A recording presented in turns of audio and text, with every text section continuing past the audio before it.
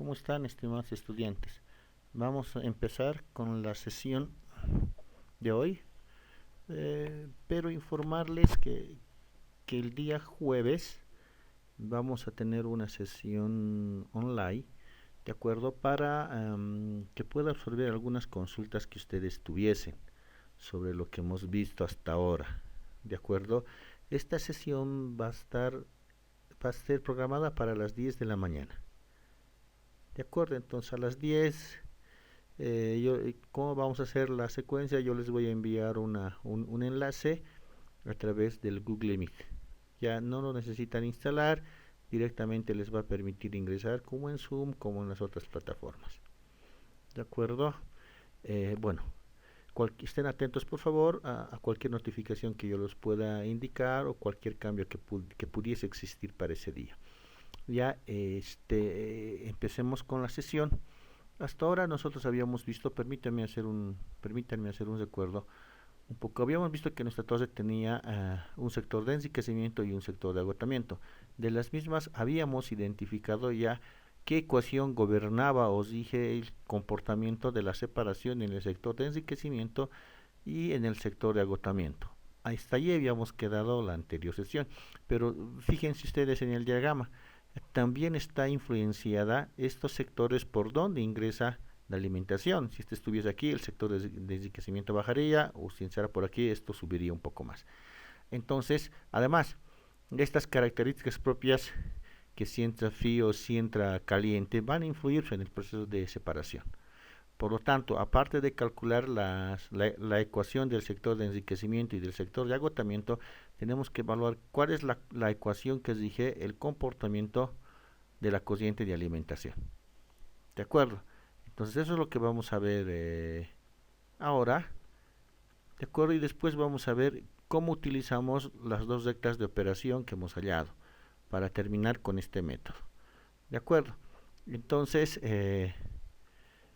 habíamos visto las ecuaciones del sector de enriquecimiento y de agotamiento. Claro, les comentaba que las condiciones de la alimentación influyen pues en las condiciones de operación y en el número de platos. ¿De acuerdo? Entonces vamos a tratar de identificar, no tratar, vamos a identificar una ecuación que nos indique cuál es el comportamiento de esa alimentación. Para ello vamos a definir un término, el término Q, que para nosotros va a ser el calor necesario, como dice en la diapositiva, para vaporizar un mol de la alimentación con relación al calor latente de vaporización de la alimentación. Entonces, si definimos en función de los calores, tenemos que poder relacionar con la entalpía. Entonces estamos diciendo que Q va a ser ¿no ve? La entalpía de vaporización menos la entalpía de la alimentación sobre la entalpía de vaporización menos la entalpía del líquido. ¿De acuerdo? Bueno, aquí menciono las características que había indicado. Entonces, en primera instancia hemos definido los Qs. Tenemos que tener claro que hemos dicho que los calores, que las entalpías son constantes prácticamente a lo largo de la torre. Eso nos va a ayudar mucho. Que también hemos dicho que los flujos molares también van a ser constantes en cada sector de nuestra torre. Entonces, si yo determino un sector, un plato cercano al de la alimentación por donde esté entrando, yo no sé si está entrando por arriba o por abajo, pero estoy poniendo una condición, ¿de acuerdo? Y sobre ese plato voy a empezar a trabajar. Es decir, ese plato, si ustedes analizan un poco la figura, me está dividiendo en dos sectores, ¿no ve? El de arriba es el sector de enriquecimiento y el de abajo es el sector de agotamiento. Si en toda la línea punteada con rojo yo hago mi balance de masa, ¿de acuerdo? Estaría determinando todo lo que entra es igual a todo lo que sale. Ya como yo había definido Q en función de la entalpía, entonces voy a hacer mi balance de energía, ¿de acuerdo? En el sector punteado. Ahora estoy tomando en cuenta, fíjense esa notación F-1, me está diciendo por debajo de F o por encima de F nada más, solamente es notación. Y F sería en el sector donde está F. ¿De acuerdo? Entonces, un poco voy a reordenar esta ecuación, tomando en cuenta lo que dije hace un instante. No habíamos supuesto nosotros considerado que el método indicaba que las entalpías no cambiaban en todo el sector, ¿no ve? Ni el del líquido ni el del vapor. Estas entalpías eran constantes. ¿De acuerdo? Entonces, tomando esa consideración, voy a poder agrupar estas entalpías del líquido en F con la entalpía del líquido en F menos 1 tendrían que ser iguales. De la misma manera el vapor. Si son iguales, me permite factorizar esos términos y llegar a esta ecuación. ¿De acuerdo? Ahora, si sobre esta ecuación yo hago uso de la ecuación 1 del balance global para eliminar F, para reemplazar F, o F llevarlo como denominador, yo podría llegar fácilmente, ¿no ve?, a la ecuación que les estoy mostrando. Es decir, ¿qué es lo que yo he querido hacer acá? ¿No ve? Obtener la definición de Q, es decir, el H de vapor menos el H de líquido, el H de vapor menos el HF. Esa era la idea de empezar a operar. De acuerdo, y eso fácilmente se llega jugando con estas dos ecuaciones. ¿Qué he logrado con esta situación? Hallar un equivalente, porque H menos HV menos HF sobre HB menos HL es el valor Q que habíamos denominado. Entonces estoy poniendo de una definición que era netamente en función de la energía intercambiada, estoy poniéndola en función del flujo molar. ¿De acuerdo? Entonces eso ya es un poco más manejable. Ahora, yo tengo que relacionar esto con las condiciones de alimentación y con las condiciones generales de toda la TOSE. Entonces, voy a tomar en cuenta, ¿no ve?, que hemos definido Q en la anterior diapositiva como, ¿no ve?, como el flujo LM menos LN sobre F. Entonces, voy a tomar en cuenta ese análisis. Si yo estoy introduciendo una alimentación en un lugar determinado de la TOSE, y en esa TOSE está pasando que está subiendo algo del vapor y está bajando algo del líquido, lo que puede pasar es que parte de esa alimentación se está bajando con el líquido, pero parte está siendo arrastrada por el vapor. Entonces, a la parte que está siendo bajada con el líquido, lo estoy denominando Q. ¿De acuerdo? Y a la parte que está subiendo con el vapor, 1 menos Q. Es decir, estoy diciendo que de toda la alimentación, una fracción, no sé, el 40, el 30, el 50% está cayéndose con el líquido. Y la diferencia de 1 o de 100 menos Q, de 1 menos Q o de 100 menos Q, se está subiendo. Si cae 60, ¿cuánto sube? 60. Digo, si cae 60, ¿cuánto sube? 40. Entonces, eso me permite, ¿no ve?, hacer un balance. Ahora trabajemos acá. ¿Cuánto vale LM? Aquí ha habido un cambio de sector, del sector de enriquecimiento al sector de agotamiento. LM ha de valer LN más Q veces F. ¿Cuánto va a valer VN? VN va a valer VM más 1 menos QF. Si ustedes se dan cuenta en la secuencia del balance que estoy haciendo acá. Lo que correspondería a estas dos ecuaciones. De acuerdo, ¿para qué me sirven esto? Nuevamente para relacionar prácticamente el Q, ¿no? De aquí yo puedo sacar que LM menos LN sobre F es Q, que VN menos VM sobre F es 1 menos Q. Entonces, esto va a ser interesante porque voy a poder un poco más generalizar lo que es Q. ¿De acuerdo? Ahora, yo voy a tomar en cuenta que en toda la TOSE se está produciendo una destilación súbita. Si se está produciendo una destilación súbita, yo puedo hallar su balance global, ¿no? Porque tanto D como R están en equilibrio. Estamos de acuerdo, ¿no? Estoy haciendo el balance en toda la TOSE. Fx, F por XF, D por XD y R por XR. Listo. Ahora, si hago un balance global solo en todo este sector de enriquecimiento, ya no etapa por etapa, solamente en todo el sector. Y aquí también en todo el sector tendría las siguientes ecuaciones. ¿No ve? Ahora, ¿qué estoy tomando en cuenta acá? Hoy estoy tomando en cuenta que los flujos, ¿no ve? Aquí estoy diciendo, aquí sería Vm más 1, pero estoy diciendo que los flujos van a ser constantes. Aquí estoy tomando Ln. Ya en flujos van a ser constantes, ¿de acuerdo? Por eso lo estoy tomando Vm igual a Xm por Lm menos R por Xr. ¿No ve? Aquí estoy trabajando en todo este sector y aquí estoy trabajando en todo el sector. Y estoy quitando de cálculo el m más 1, el n más 1. ¿Por qué? Porque estoy asumiendo que en el sector los flujos van a ser los mismos. ¿De acuerdo? Ahora voy a operar, me sirve, fíjese, ya tengo una ecuación que puedo relacionar con la anterior. Aquí tengo Lm, aquí tengo Ln, aquí tengo Vm, aquí tengo Vn. Ahora, si yo opero en estas dos ecuaciones, cosa de obtener esta ecuación global, no habría ningún problema. Yo de aquí factorizo este menos y me quedaría el término de la derecha de la ecuación 1. Es decir, sería todo este sector de acá, sería xf por f. xf por f. Y listo, fíjense ustedes, yo ya he podido identificar a través de unos simples balances de masa la relación entre Q y 1 menos Q.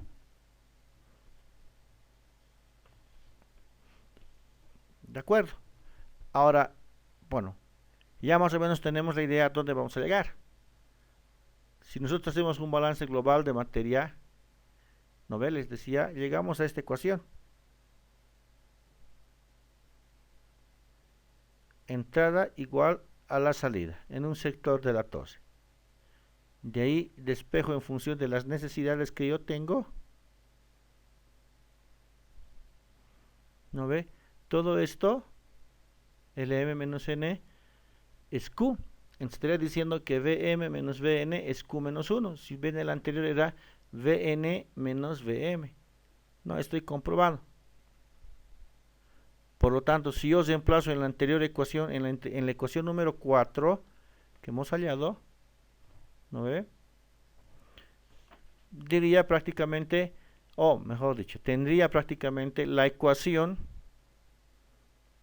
que rige el comportamiento de las condiciones de la alimentación. Ya, ahora, tendría la ecuación del loce, tendría la ecuación de la losa y esta ecuación de la alimentación. Las tres ecuaciones son las ecuaciones de unas rectas. ¿De acuerdo? Y para hallar la ecuación de una recta solamente necesito 2 puntos. Eso tengan ahora en cuenta. 2 puntos. No necesito todos los puntos de la recta. Necesito 2 puntos. Es decir, si yo conozco Q, automáticamente conozco Y. ¿No ve? Oye, si hago que X sea igual a 0, Y voy a poder conocer con mi XF de la alimentación. Pero sí o sí tengo que conocer las condiciones de la alimentación. ¿De acuerdo? Entonces, pero ya hemos definido. Ahora, en las gráficas con las que vamos a trabajar, podemos hacer una gráfica en función de Q, de las condiciones de alimentación. Es decir, en qué condiciones yo debo calcular Q cuando se trata de un líquido frío, porque va a ser mayor a 1, y cuando se trata de un vapor recalentado y cuando se trata de una mezcla a vapor. Aquí es interesante porque esto hemos analizado en las condiciones de alimentación. ¿No ve? Les dije que 50%, 60%, 40%. Pero en los demás valores, si el líquido a temperatura de ebullición Q vale 1, pendiente positiva. En vapor saturado Q vale 0, pendiente nula. ¿De acuerdo? Por eso, ¿dónde lo vamos a graficar nosotros? En un diagrama Y versus X, por eso habíamos trabajado en relaciones de equilibrio sobre este diagrama, porque es muy importante. Listo, me está diciendo, ¿no ve? Cuando yo tengo líquido saturado va a ser, ¿no ve? En su punto burbuja, no, si sé que es líquido saturado, listo, trazo una vertical. Si sé que está como vapor saturado, una horizontal. Listo. El único problema es cuando trabajo como líquido vapor, ahí tengo que hallar el valor de Q, o cuando trabajo por debajo del punto de burbuja o como vapor sobrecalentado, ahí sí tengo que calcular el valor de Q. pero por los demás no necesito, porque prácticamente es una vertical o es una horizontal. La condición entonces va a ser leer el enunciado adecuadamente. ¿Ya? Ahora, una vez que nosotros hemos determinado, de acuerdo, yo les comentaba, y ahí empezamos a trabajar ahora con algunas condiciones, que en ambos casos, en los tres casos, se trata de la ecuación de una recta. Y si se trata de una ecuación recta, yo puedo considerar algunas suposiciones, no suposiciones, sino algunos valores para poder hallar estas intersecciones. Fíjense, aquí yo tengo, de acuerdo, la ecuación, las ecuaciones. Si yo hago xn0, este término se anula y solamente es en función del xd. El xd hemos dicho que lo tengo que definir inicialmente y ya va a estar dado. ¿No? Y tengo que conocer el reflujo. Lo mismo acá, para la losa. xm hago 0, puedo hallar un ym más 1. Eso va a ser función del x del residuo que lo hemos definido inicialmente, ¿no ve? Y en función del lm. ¿De acuerdo? Y q, pero vamos analizando un cacho. Esto puede ser también x0, solamente en función de las condiciones de alimentación, ¿no ve? Pero es interesante, si yo conozco la alimentación y lo sé, no necesito aplicar esta recta, porque ya van a estar intersectadas dos rectas. Y la tercera ya va a tener un punto de intersección. ¿De acuerdo? Entonces, prácticamente vamos a entrar ahora a la metodología.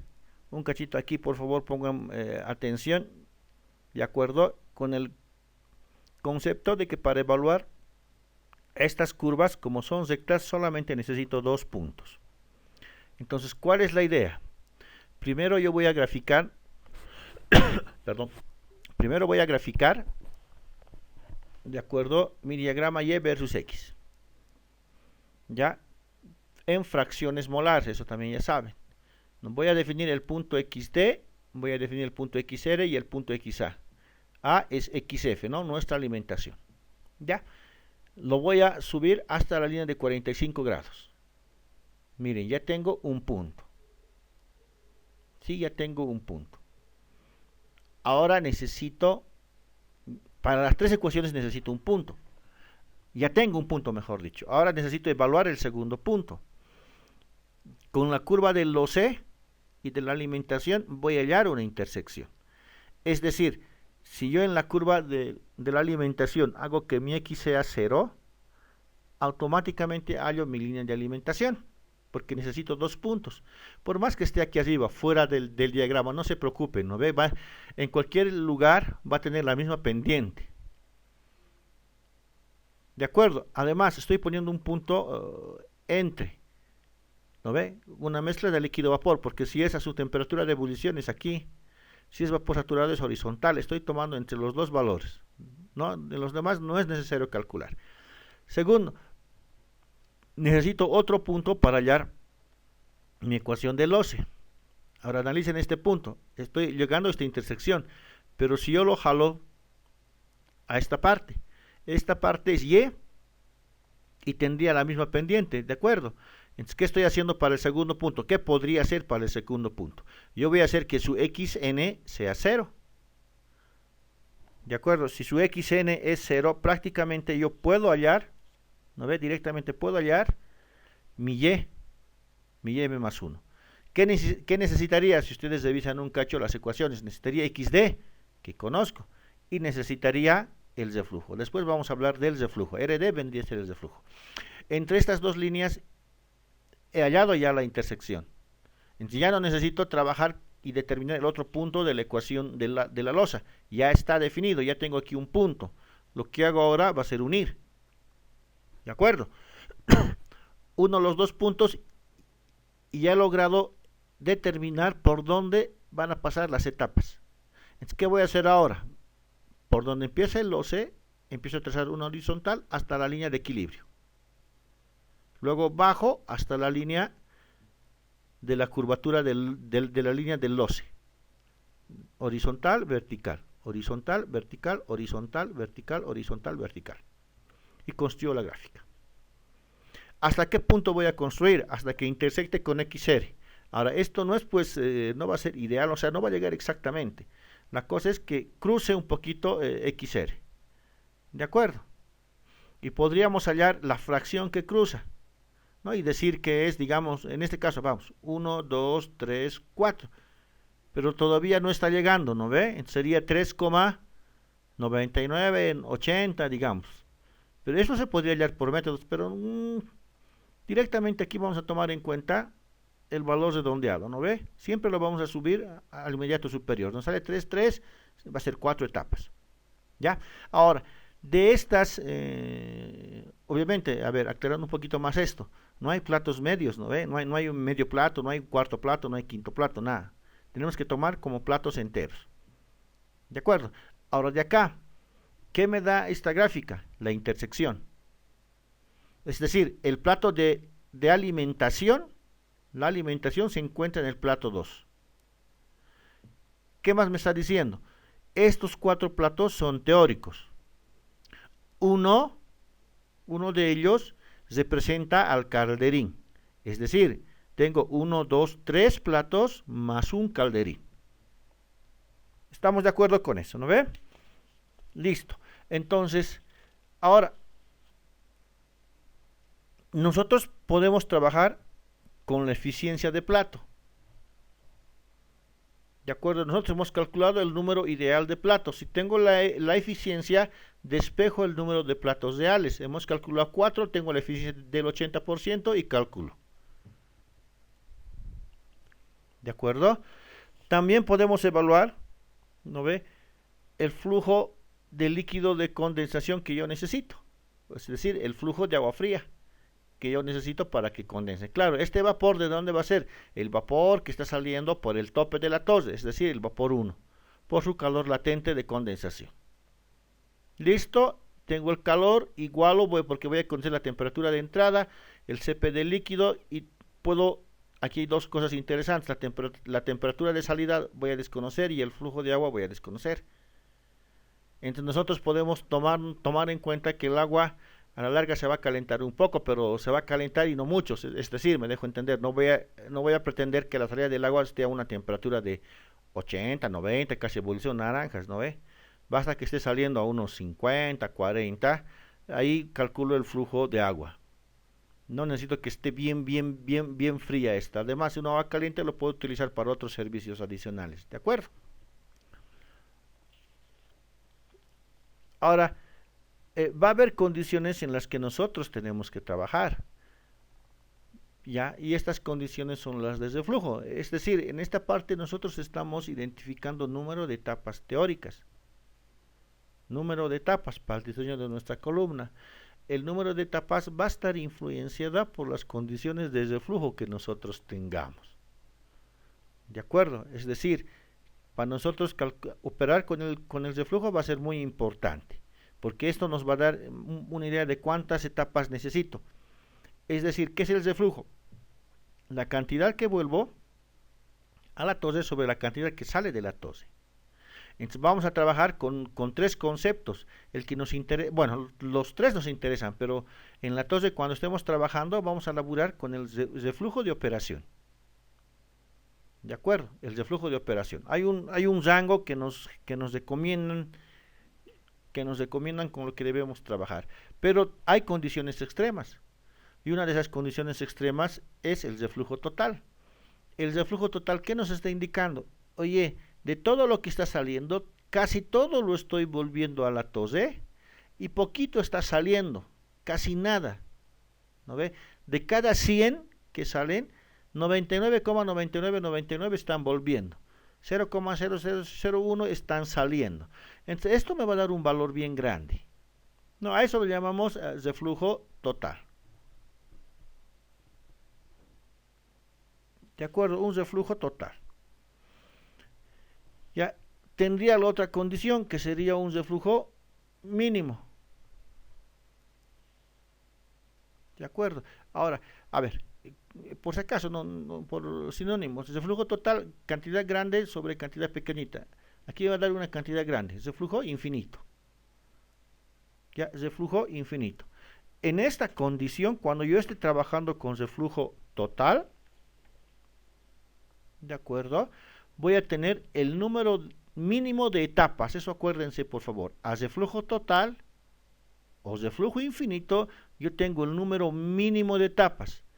¿Y qué va a pasar con mi diagrama? Y versus X. Tanto el loce como la losa se van a unir a la línea de 45 grados haz de flujo total. Y en esa condición tengo el número mínimo de etapas. La otra condición es haz de flujo mínimo. ¿Qué significa eso? Poquito estoy devolviendo, casi nada, estoy devolviendo 0,001, digamos, y está saliendo 99,99 por 99, ¿no ve? Ahí tengo un reflujo mínimo. ¿Qué significa el reflujo mínimo ahora para nosotros? Que voy a tener un número de etapas infinito, un gran número de etapas. ¿Y a dónde se van a acercar? Porque en el reflujo total les decía la línea de 45, cuando yo tenga el reflujo mínimo se van a acercar a la curva de equilibrio. Cada vez más arriba se van a acercar. Entonces, a ver, veamos esa condición. No, la clave entonces va a ser primero calcular el reflujo mínimo y recién vamos a calcular el reflujo de operación. Para eso nos va a servir. ¿De acuerdo? Esa es la secuencia normal. Entonces, si yo tengo un aumento de reflujo, fíjense, una disminución y un aumento de reflujo en las dos gráficas. Un aumento de reflujo se acerca a la línea de 45. Una disminución de reflujo se acerca a la línea de equilibrio. Esta es la línea de equilibrio. Nuevamente les muestro en la gráfica. Perdón. Aumentos de flujo, se acerca a la línea de 45. Disminuye el reflujo, se acerca a la curva de equilibrio. Hasta llegar a un extremo que voy a tener el reflujo total. El reflujo total es cuando el loce y la losa están sobre la línea de 45. Entonces ahí tengo el número mínimo de etapas. En cambio, cuando yo estoy trabajando con el reflujo mínimo, no les decía, eso significa, ¿de acuerdo?, que las líneas del loce y de la losa se acercan a la línea de equilibrio. ¿De acuerdo? Se acercan a la línea de equilibrio. ¿Estamos? Entonces, aquí es interesante, ¿no ve? ¿Cómo voy a evaluar estas condiciones? Fíjense acá. Aquí viene el concepto que ya hemos visto. Yo necesito un punto y necesito este otro punto. ¿No ve? Yo necesito este otro punto. Si tengo el XD y hago que mi X sea igual a 0 y hallo Y, ¿no ve? En esta intersección automáticamente puedo hallar mi reflujo mínimo, despejando de la ecuación. ¿De acuerdo? Ahora, si nosotros hemos hallado el reflujo mínimo, ¿de acuerdo? En las preguntas del examen nos tienen que decir que el reflujo de operación es X veces el reflujo mínimo. ¿De acuerdo? Entonces la condición va a ser determinar el reflujo mínimo. Ahora, ¿cómo voy a evaluar? Fíjense ustedes, esa parte se me olvidó. ¿Por qué digo etapas infinito? Oye, porque aquí en este sector pequeño donde se intersectan, ¿no ve? Estoy obteniendo un gran número de etapas. Sigo yendo. Aquí también sigo yendo. O sea, voy a tener un gran número de etapas. ¿De acuerdo? Listo. Si hay alguna consulta, por favor, me lo realizan. Estaré atento a las consultas por este medio. Nos vemos el día jueves. Hasta luego.